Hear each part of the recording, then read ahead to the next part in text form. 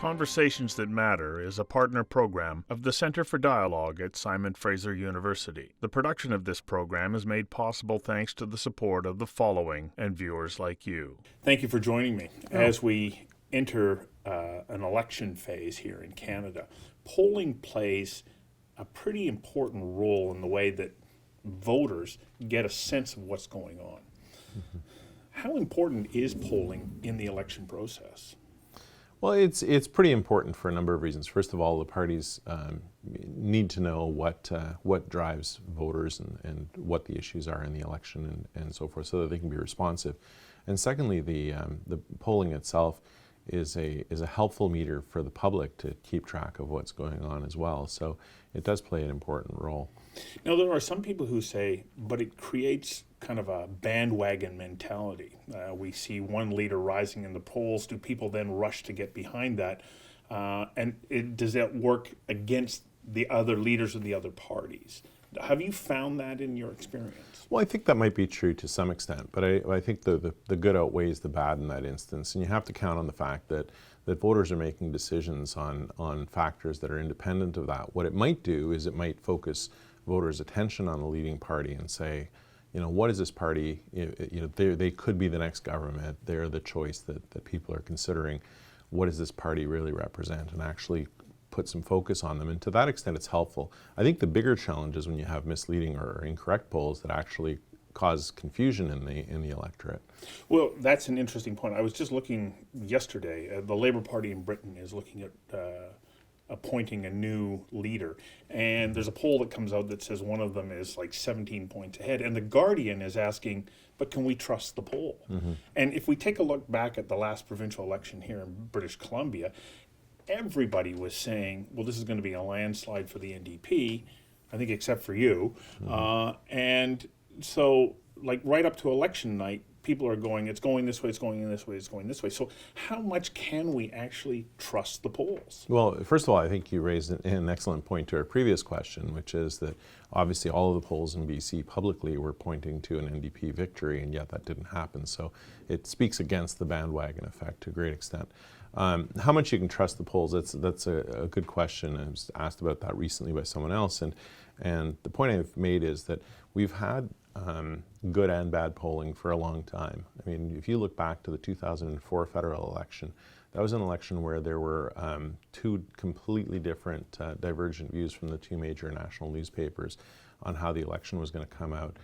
Virtually everybody flubbed that election campaign, probably not to the same degree as happened here most recently, but it does happen from time to time, and that's why quality is important in making sure that what's being asked, who's asking it, how they're asking it, and how it's being weighted and analyzed is very important. Well, you bring up an interesting point. Quality matters, but how do I, as just a consumer of news information, know whether or not one poll has better quality than the next? Because I was doing some interesting reading saying that more than half of the polling companies in Canada are attached to one political party or the next. Mm-hmm.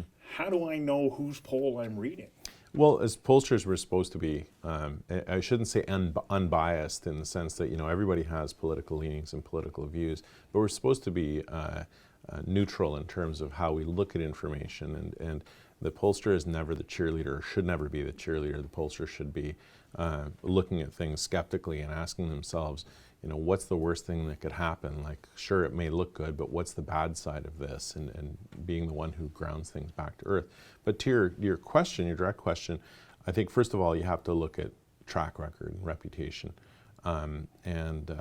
Secondly, it's, what does your gut tell you? A lot of times the information contained in polls is when you see these inaccurate polls, in retrospect, there's good reason why they were inaccurate. And if you look at what was actually underlying the data, for instance, where was one party stronger? Was that intuitively correct?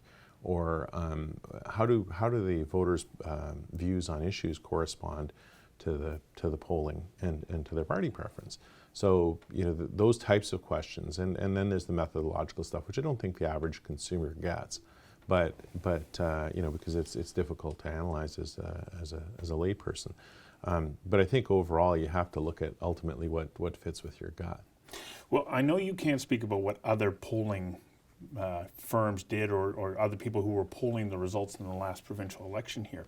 But your information was telling you something different than virtually everybody else. What was your methodology? Well, first of all, we use telephone, and we use live telephone interviewers. And despite the fact that others disparage live telephone interviewing, I still think it remains the gold standard. It won't be forever. Obviously, we see a decline in landline usage and an increase in cell phones and people opting out and so forth. So the number of people and the population that can be sampled is declining. And I think that is actually a medium-term concern for the industry. That being said, though, of all of the methodologies, it's actually the most representative. That when you look at the number of people who opt in to online panels, for instance, it's not a very large percentage of the population, and they're not necessarily very representative of the population either. So there are challenges in trying to get an accurate sample, and a lot of judgment calls that need to be made in terms of online research. And similarly, when you look at this IVR, in other words, the recorded vote, recorded message, press 1, press 2 type of response. There's limited to no ability to randomize respondents, for instance, or select a respondent within a household in any way, shape, or form. So those tend to skew towards much older voters, and it requires a lot of effort to actually make that look like the population. So live telephone interviewing allows for a little bit of control, and despite the fact that there are differences between how one interviewer asks a question or speaks versus another interviewer, those things tend to balance out. Eventually, live telephone won't work, and we recognize that. But is that because of cell phones? Because of cell phones, and because of people opting out of landlines more particularly, and just opting out of research. But the industry is actually going to have to figure out how to deal with that. And unfortunately, I don't think it will ever be online research, not for the mass population. So was that the key factor that separated what you were doing versus so many others who were polling going into the last provincial election? It's hard to say because I don't know what they did.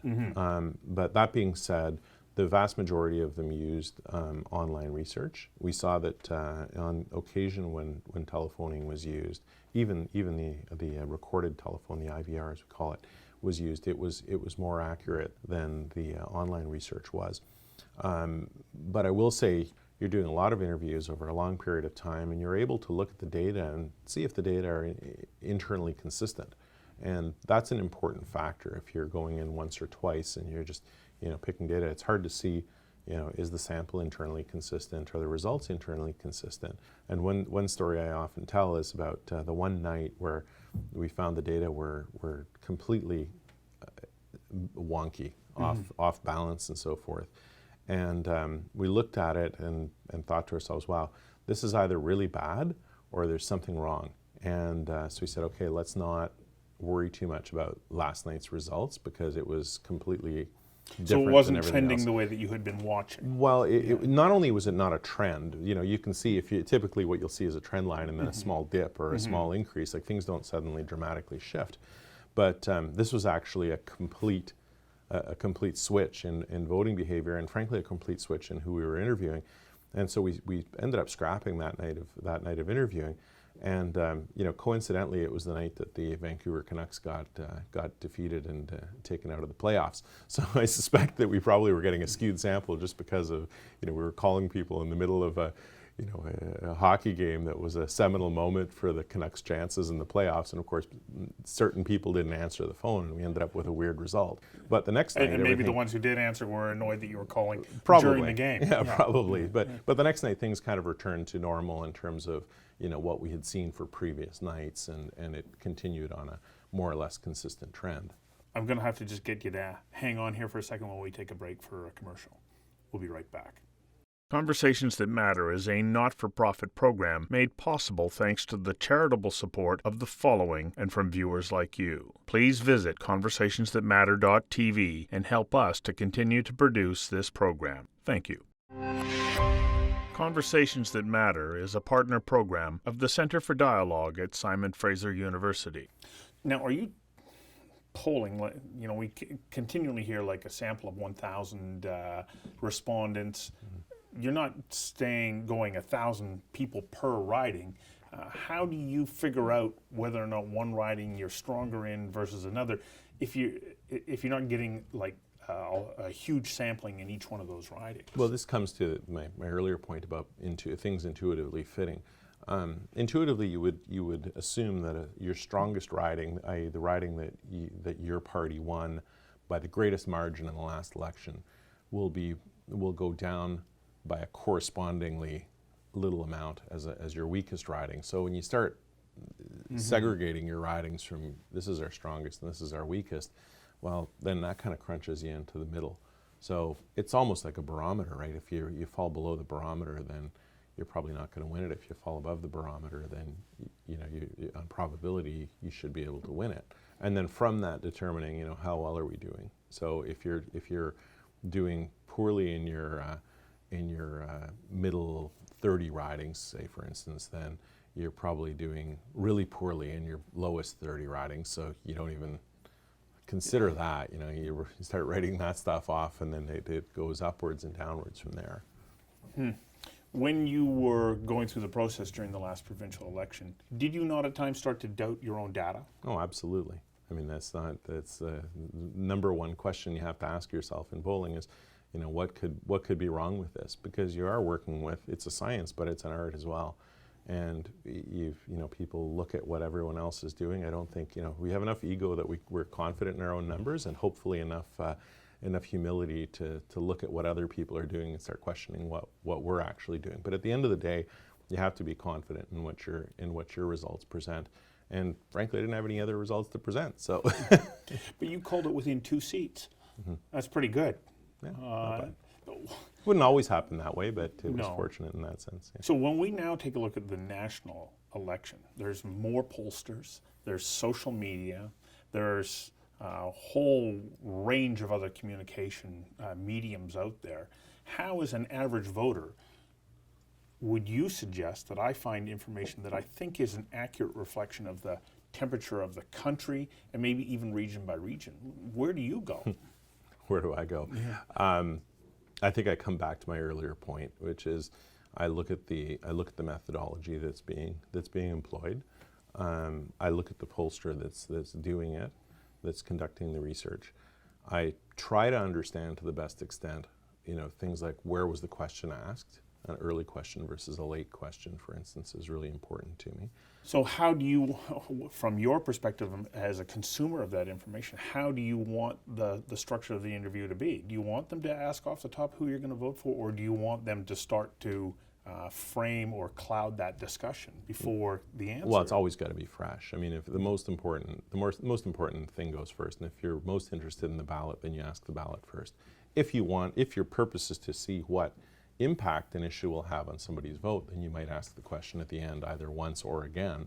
But if you want to understand where people's thinking is at a point in time, as pollsters like to say, you're actually measuring the ballot at a point in time, then doing it at the beginning is far more relevant than doing after you've put your own color on what the voters may or could be thinking.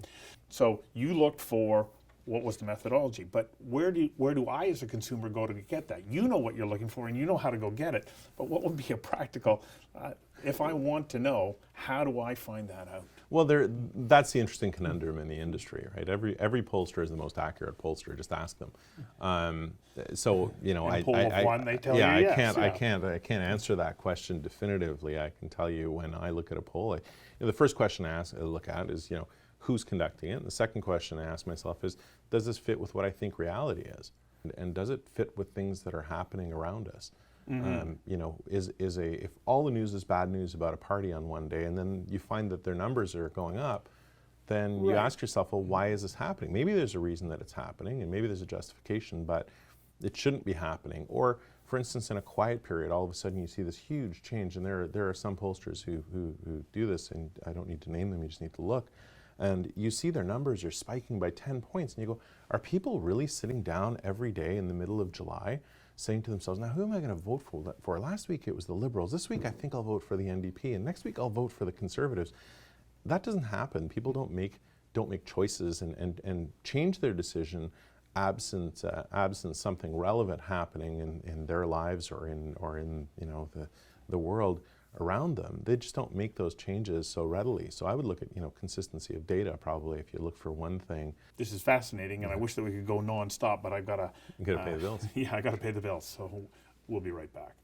Conversations That Matter is a not-for-profit program made possible thanks to the charitable support of the following and from viewers like you. Please visit conversationsthatmatter.tv and help us to continue to produce this program. Thank you.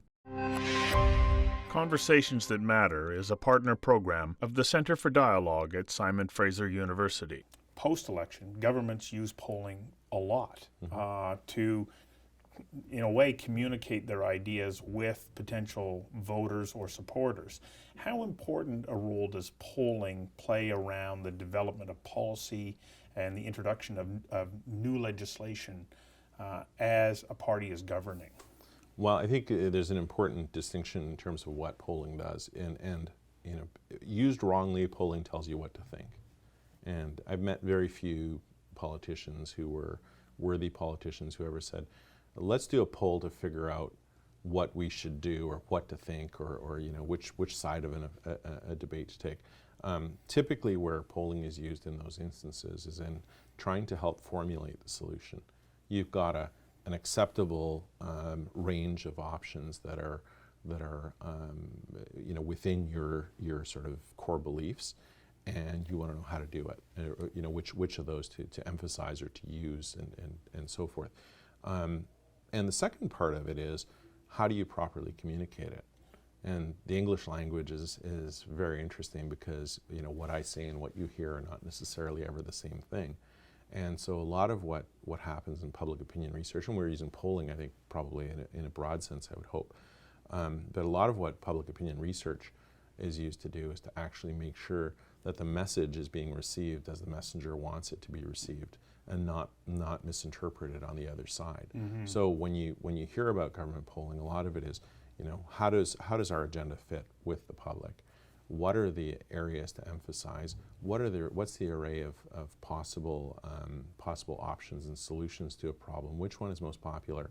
And when we deliver this solution, is the public going to understand what we're saying? And so when you talk about political communication, it's extremely important in political communication, because you say one thing, they hear something else, and you haven't achieved your objective, and they're misinformed. Mm-hmm. So as we move forward, people are opting out of answering the phone. They're not renewing their landlines. What does the future of polling look like from your perspective? It's interesting. I mean, somebody once criticized me for saying what I'm saying, and said, well, basically what you're saying is we may end up going back to door.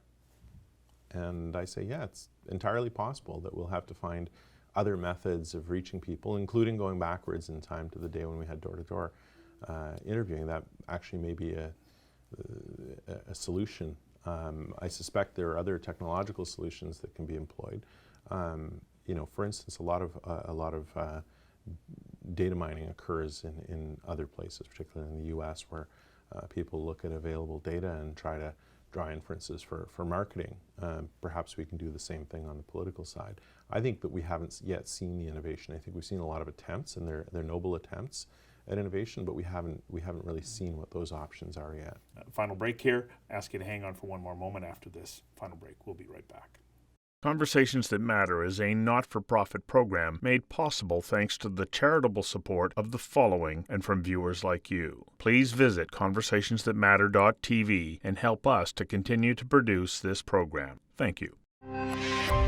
Conversations That Matter is a partner program of the Center for Dialogue at Simon Fraser University. You tend to go back to actual person-to-person contact that you trust more than online, social media, automated calling, and so on. Well, we've seen, for instance, social media is, using Twitter as a measure of support has failed miserably. Mm-hmm.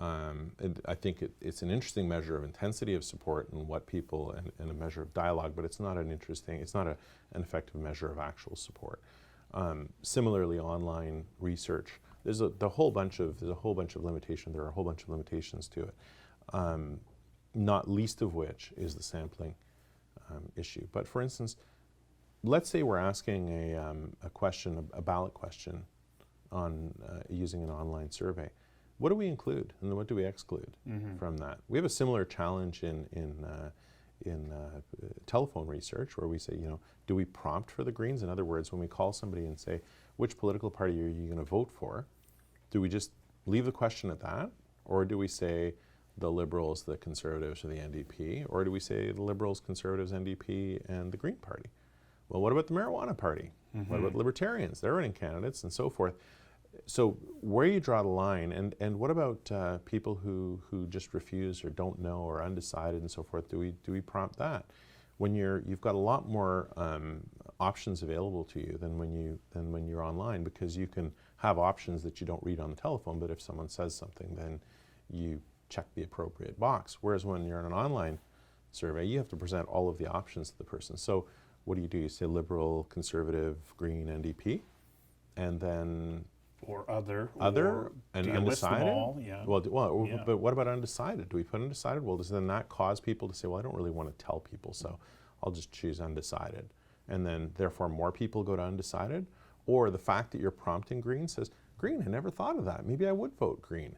And even though that's not in their decision set, that they're choosing that option, or maybe leaving out the Greens and putting them under others, and saying other and then Green maybe downplays the support for the Green Party. So there are all sorts of little methodological problems, and you run into the same on telephone. It's just that your options are a little bit wider on the telephone with a live interviewer than they are online. As a voter, do I have any rights with the polling company to phone them, write to them, or whatever, and say, will you share your methodology with me? And are they obliged to do so? The only, and I don't do a lot of publicly available work, so I may be a little bit rusty on this, but to my knowledge, the main thing is if you release a poll publicly, you're required to disclose sample size, margin of error, and whether or not somebody sponsored the survey. So this was sponsored by, but not specific Canadians methodology. And not specific methodology, and question wording. But to be honest, I don't think most people get to that point. Well, it'll be interesting to watch as we march towards October 19th and see what the outcome is. Any predictions? It's way too early to say. We're still in the preseason. Yeah. I think people right now are absorbing a lot of what comes in, and maybe it's going into their decision matrix, but it's not going to be. We see that most people make their decision in the last 10 days of the campaign, whether or not it's to reinforce a choice that they've already made, or whether or not it's to change their mind. But you know what? When you're not forced to make a consumer decision, you don't walk down the street every day wondering about what your next car is going to be. And we're in that same stage right now where people haven't even thought about the options that are available to them, let alone making a decision. So it really comes down to that last couple of weeks. And everything else builds to that, of course, builds the narrative around it. Yeah. Well, thank you very much. It'll be fascinating pleasure. to watch. Thank you for coming in. Pleasure. Conversations That Matter is a partner program of the Center for Dialogue at Simon Fraser University. The production of this program is made possible thanks to the support of the following and viewers like you.